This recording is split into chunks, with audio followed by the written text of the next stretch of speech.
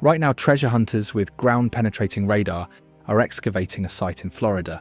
They're looking for a metal box containing keys to 300 safe deposit boxes holding $1.5 billion. The FBI has agents watching the dig. The IRS has already filed claims on any recovery. With interest since 1931, they're owed $47 billion. Here's what nobody's telling you. The diggers already found something, a metal strongbox exactly where Al Capone's family said it would be. But the box was empty except for a single document, a contract between the Chicago outfit and the United States Treasury Department, dated November 1933. And everyone who's read that contract has been placed under a national security gag order. Rabbit Hole! Welcome to the Rabbit Hole Chronicles. I'm Percival Blackwood. Al Capone was making $100 million per year by 1927. The federal government spent 3 years and unlimited resources trying to find that money. They found $215,000. Where's the other $99,785,000? By 1927, Al Capone's Chicago outfit was generating more profit than Ford Motor Company. Federal investigators documented the breakdown: $50 to $60 million from bootlegging, $25 million from gambling operations, $10 million from prostitution and narcotics. In modern terms, we're talking about $1.5 to $1.8 billion annually. This wasn't some street gang. This was America's first vertically integrated criminal corporation, controlling everything from production to retail through 6,000 Chicago speakeasies. When Special Agent Frank J. Wilson of the Treasury's Intelligence Unit started investigating in 1930, he discovered something unprecedented. Al Capone didn't exist on paper. No bank accounts, no property deeds, no contracts, nothing. Wilson spent 6 months examining 2 million seized documents. Then, buried in ledgers from the Hawthorne smoke shop, he found columns marked only A, R, and J. On page 37, in different handwriting. Frank paid $17,500 for Al. First proof that money reached someone named Al. Wilson tracked down the bookkeeper, Leslie Shumway, and placed him under federal protection.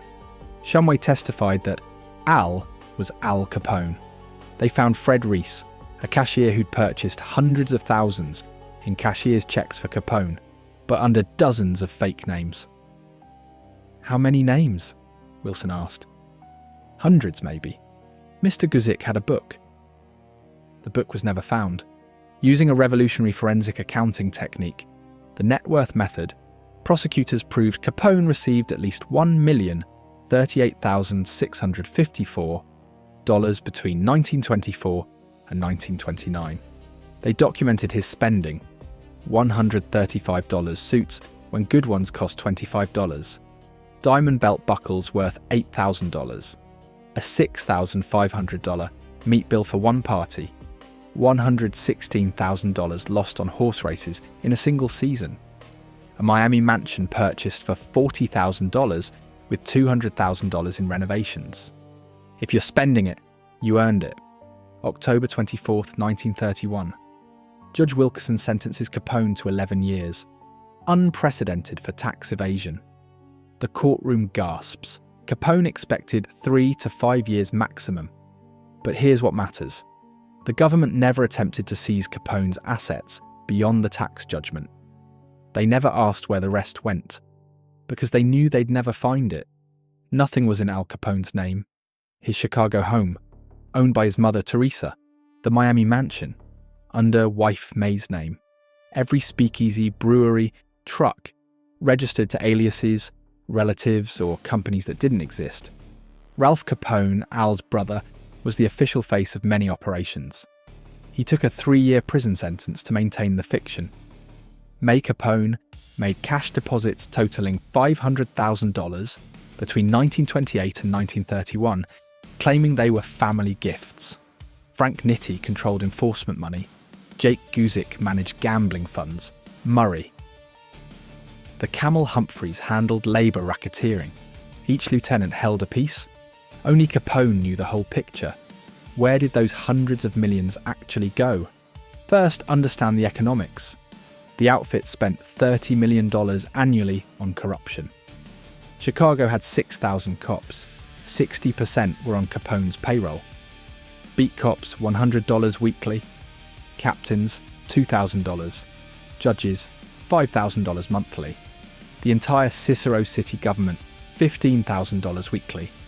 Add 600 full-time soldiers averaging $250 weekly. That's $7.8 million annually in payroll alone. The St. Valentine's Day massacre cost $75,000. Imported killers, police uniforms, safe houses, destroyed vehicles. The beer wars involved hundreds of similar operations. During the Depression, Capone's soup kitchen fed thousands daily at $10,000 per week. Not charity, strategic public relations. While the government let people starve, Capone fed them. He wasn't hoarding money, he was running a parallel state. But here's what the family revealed decades later. According to Deirdre Marie Capone and other relatives, Al had created the ultimate insurance policy. Across America and Cuba, he'd rented hundreds of safe deposit boxes under false names, stuffing them with cash, bonds, possibly diamonds. Total value, hundreds of millions. Nobody knew the complete list. Not May, not Ralph, not even Guzik. Capone wrote everything down, every alias, bank, box number, sealed it in a metal strong box with all the keys, and buried it. Sometime in early 1931, as prosecutors closed in, Ralph watched him bury it. Al expected to serve 3 years, then retrieve it. 2 problems. He got 11 years, and he had syphilis. The disease had progressed silently since his teens. By 1938, it reached his brain. Neurosyphilis. When released in November 1939, Dr. Kenneth Phillips's diagnosis was devastating. Capone had the mental capacity of a 12-year-old. Back in Miami, Capone knew money was hidden. He remembered burying something. But where?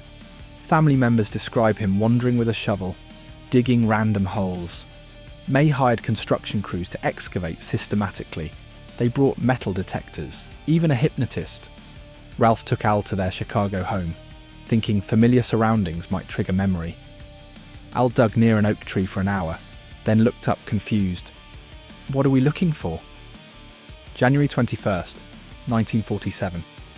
5 days before Capone's death, Denver crime boss Clyde Smaldone visits. Despite his deterioration, Capone has a moment of clarity. If you ever need money, you go see him. He writes a name, makes an authentication mark. Smaldone never uses the contact, later destroys the paper, but it proves someone, somewhere controlled funds. January 25th, 1947. Capone dies. His last coherent words to Ralph: "I had it all, and I lost it." But the money didn't disappear. It transformed. When Capone went to prison, the Chicago outfit didn't collapse. Leadership passed to Nitti, then Rika, then Accardo. The organisation thrived for decades. The cash reserves, corrupt officials, infrastructure, everything became the outfit's working capital. Follow the money to Las Vegas.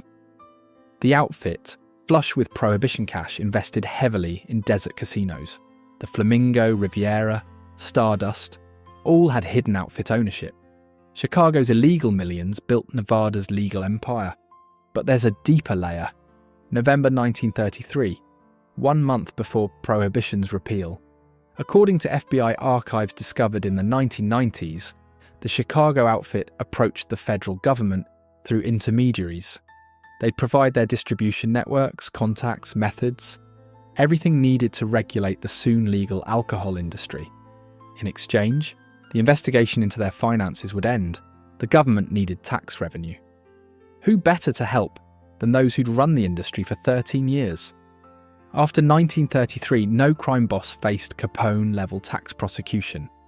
The IRS became accommodating to organised crime figures who paid something.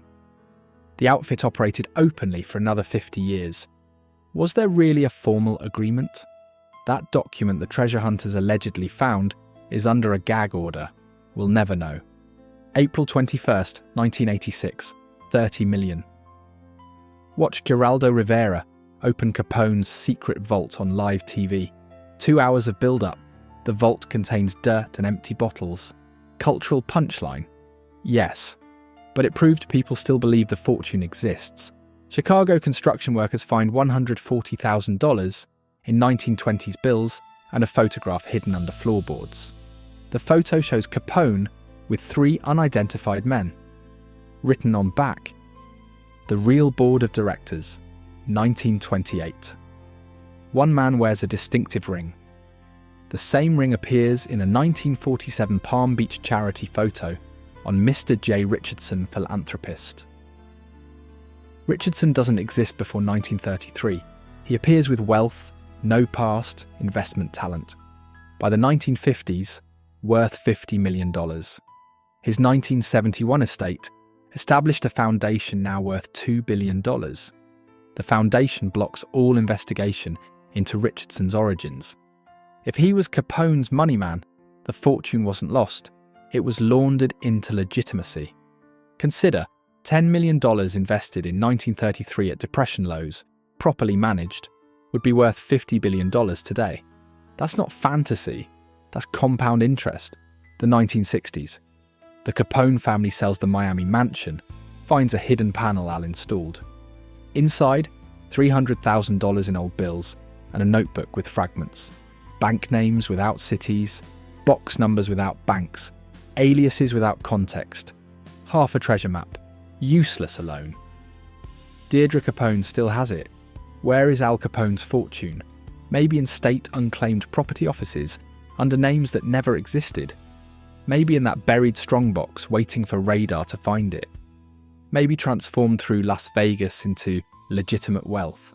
Or maybe it's all around us in corporations with mysterious Depression-era origins, foundations with untraceable founders, old money fortunes built on illegal foundations. The IRS still maintains a team reviewing credible Capone money discoveries. The case remains officially open. They believe it's out there. Everyone does. The family, FBI, IRS, treasure hunters. All agree the money existed and vanished.